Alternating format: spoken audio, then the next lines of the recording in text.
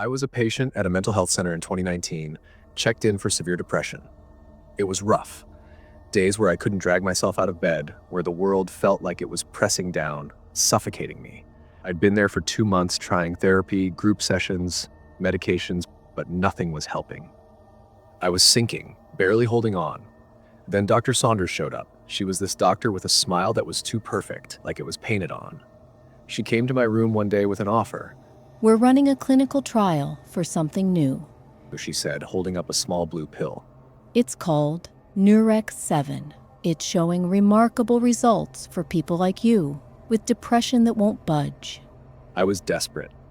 The idea of feeling normal again, even for a day, was like a lifeline. So I signed the consent forms. Didn't even skim them. I just wanted out of the darkness. That was my first mistake, and it changed everything. The pill worked fast, scary fast.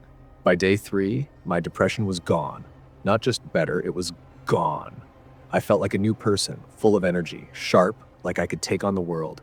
I was laughing at breakfast, chatting with other patients, making plans for when I'd leave.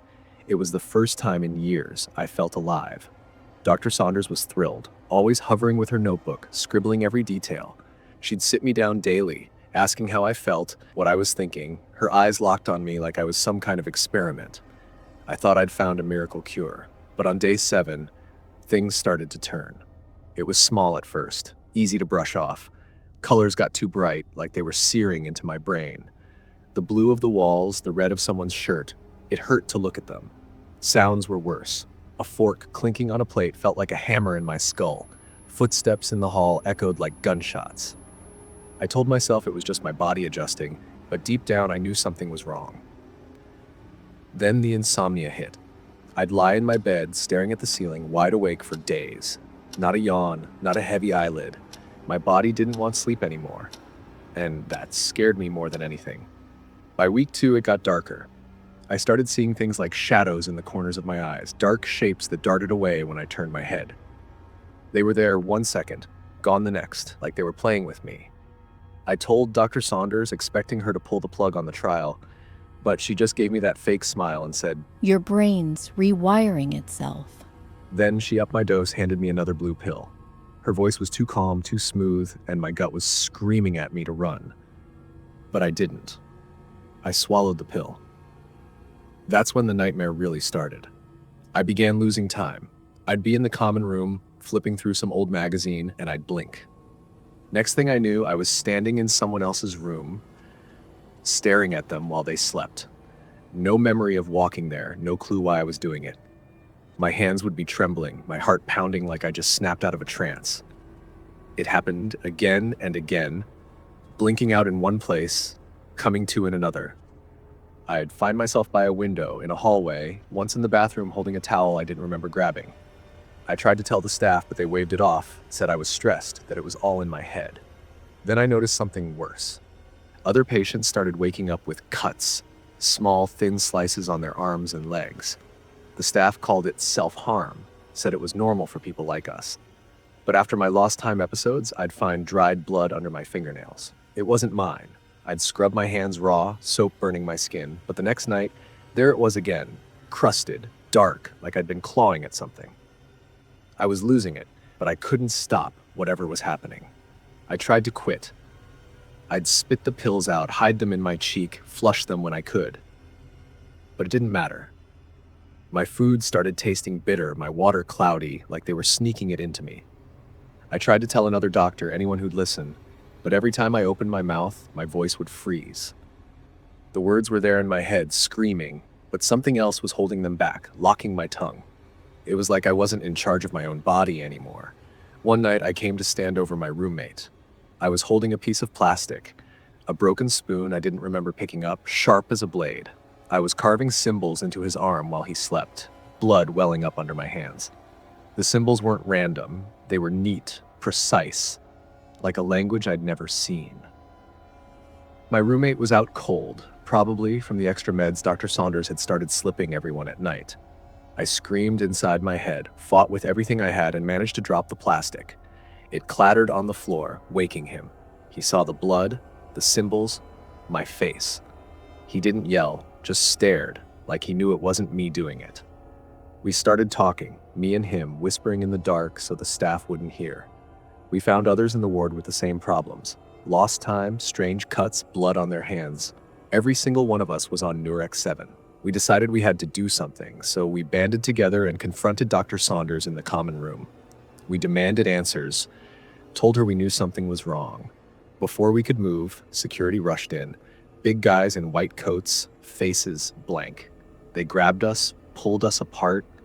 Some of the others were dragged away, kicking and yelling.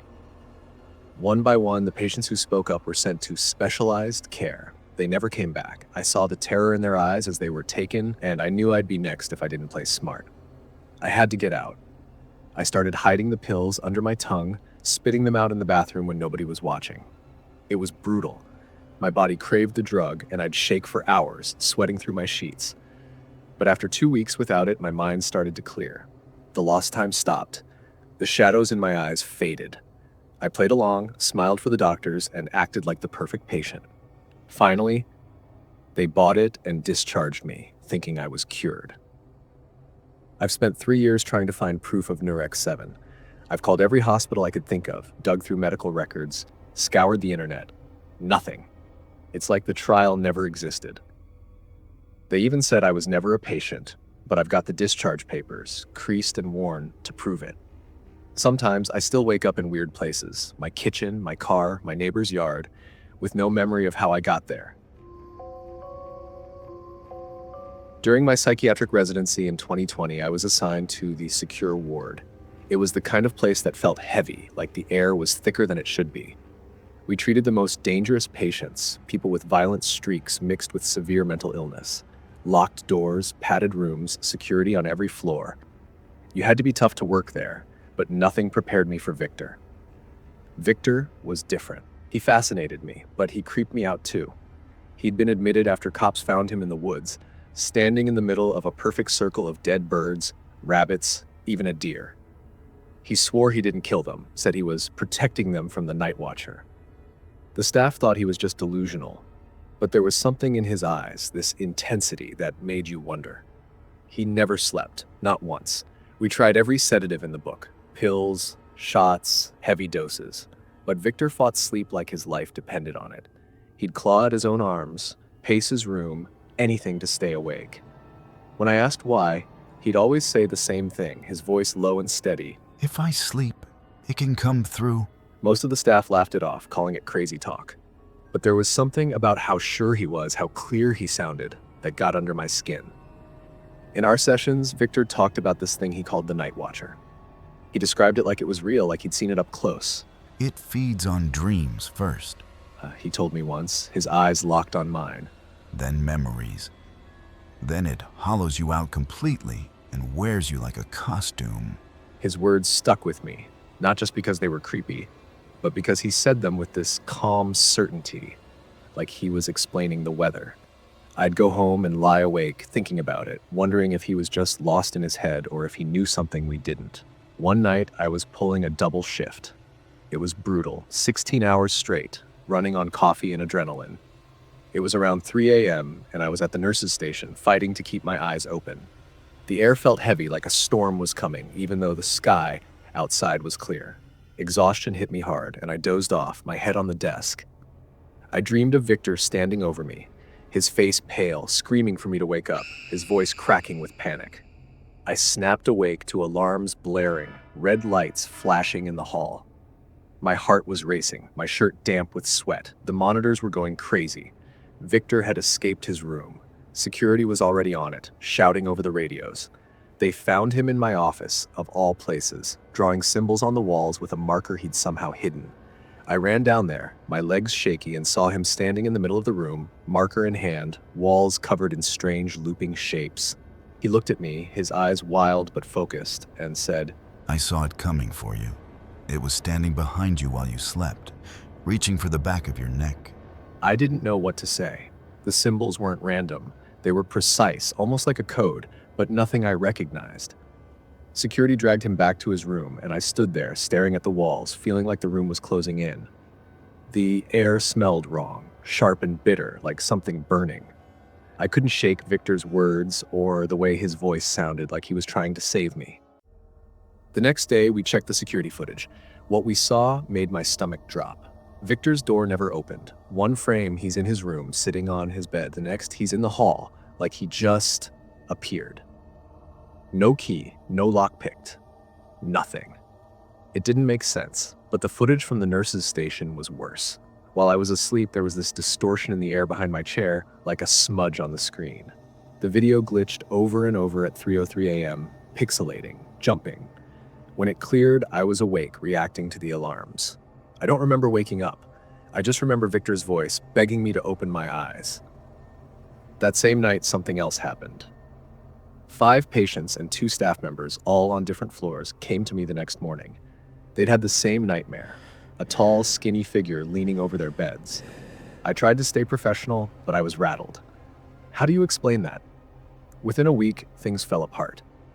3 patients unalived themselves, all in different ways, one with a bedsheet, one with a stolen knife, one by smashing their head against the wall. They all left the same note, scribbled on whatever they could find. It's inside now. I read those notes over and over, my hands trembling, trying to make sense of it. The ward felt different, like something was watching from the shadows. Then Victor went quiet. We found him in his room, eyes wide open but empty, like he wasn't there anymore. He didn't move, didn't blink, just stared at nothing. Before he went like that, he'd scratched a message into the wall with his fingernails, deep enough to bleed. I'm sorry. I tried to stop it. Don't let any of us sleep.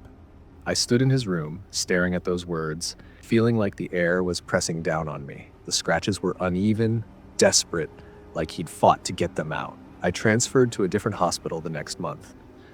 I couldn't stay there, not after that.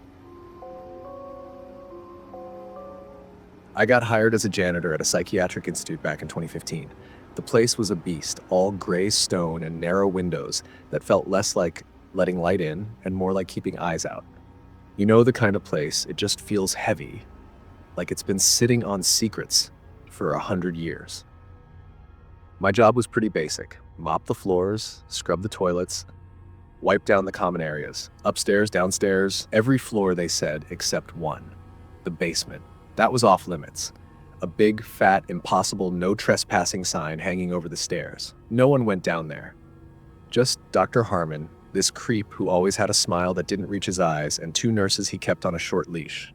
They never told me why the basement was a no-go zone, just that it was restricted. I didn't push it. A job's a job, especially when you need the cash. For 6 months, I just did my time. Swept the wards, emptied the bins, and tried not to make eye contact with the patients.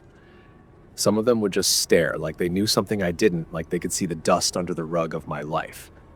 But the thing I couldn't shake? The sounds coming from that basement. Not every night, but enough to get under my skin. It wasn't screaming, not like you'd hear from the worst breakdowns upstairs. This was different. A low, rhythmic moaning, like a chant that was following some ancient, fucked up pattern. It would start quiet, a low hum you had to strain to hear, then build, get louder, fill the quiet hallways, and then stop, just like that. Silence. I'd be mopping near that big steel door leading down, the one with the keypad lock, hearing it, and the hair on my arms would stand up. Gave me chills every single time. I told myself it was just the building settling. Old places groan, right? They sigh and creak in the night. Yeah, that's it. Just the building. Then February rolled in, bringing a storm that felt biblical. Wind howled like something alive was trying to tear the place down. Rain hammered against the windows so hard it sounded like fists. And thunder. Man, the thunder. It shook the very foundations of the institute. I was on the night shift, pushing my mop cart through the empty, echoing halls when it happened. The power cut out. Not a flicker, not a warning, just black. Everything went dead. The backup generators were supposed to kick in, the ones they bragged about during orientation, but they just didn't. The whole hospital was plunged into darkness. No alarms, no lights, just the roar of the storm outside and the rising panic inside. Nurses were scrambling, shouting, trying to find flashlights, trying to calm the patients who were starting to scream now. It was pure chaos. And in the middle of it all, I saw it. The basement door. The one that was always sealed tighter than a tomb. It was unlocked. The keypad was dark, dead, no power to keep it locked down. The door was cracked open, just a sliver, like it was breathing, inviting me in. daring me. I stood there, mop dripping a dark puddle on the floor, my heart hammering against my ribs like it wanted out. Every cell in my body screamed at me to walk away, to find a nurse, tell someone, but I couldn't. I couldn't stop thinking about those moans, those 6 months of unanswered questions. What was down there? Curiosity, man. It's a nasty little bug. I grabbed my phone, the flashlight beam a weak, shaky line in the absolute blackness, and pushed the door open. The stairs were concrete, steep, and colder than the February air outside. With every step down, the air got heavier, thicker, like I was wading through something unseen. It smelled off, like old pennies mixed with something else, something organic, like rotting meat that had been left in the dark for too long.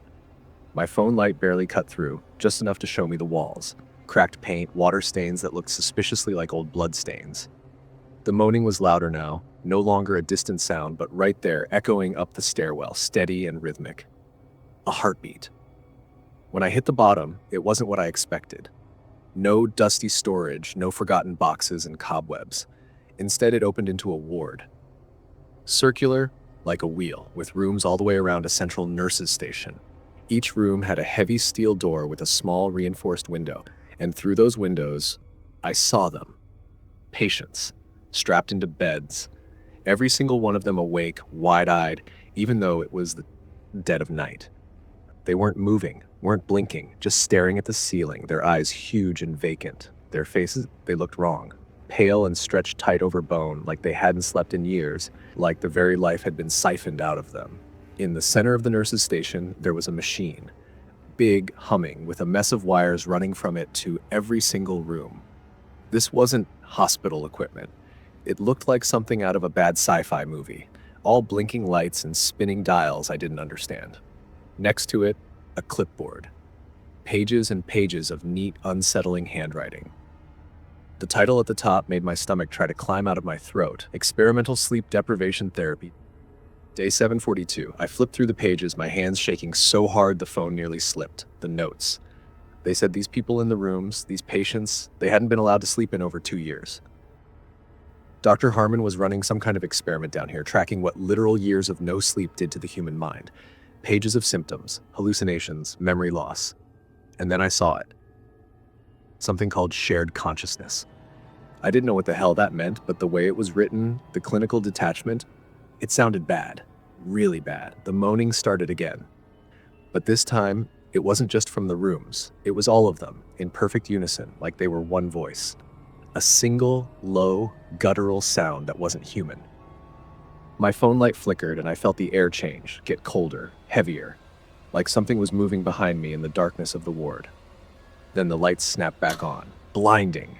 For a second, all I could see was white spots dancing in front of my eyes. I spun around, shielding my face, and there he was.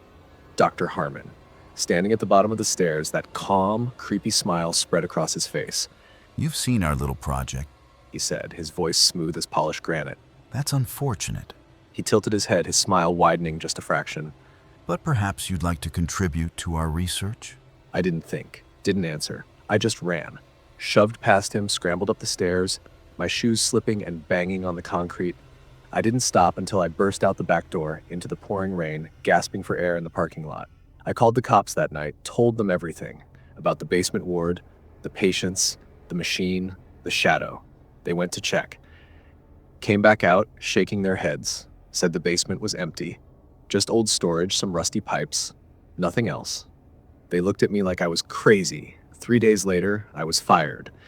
They said I was using drugs on the job. Total lie, never touched the stuff. A week after that, the cops showed up at my door, committed me to the psychiatric institute for paranoid delusions. They locked me in a room on the 5th floor, pumped me full of meds, told me I was sick. I've been fighting to get out for 7 years now. 7 years. I'm still here, still trying to convince them I'm not crazy. But late at night, when my room is dark and the meds haven't quite kicked in, I still hear it sometimes. That low, rhythmic moaning, and I wonder if it's coming from me.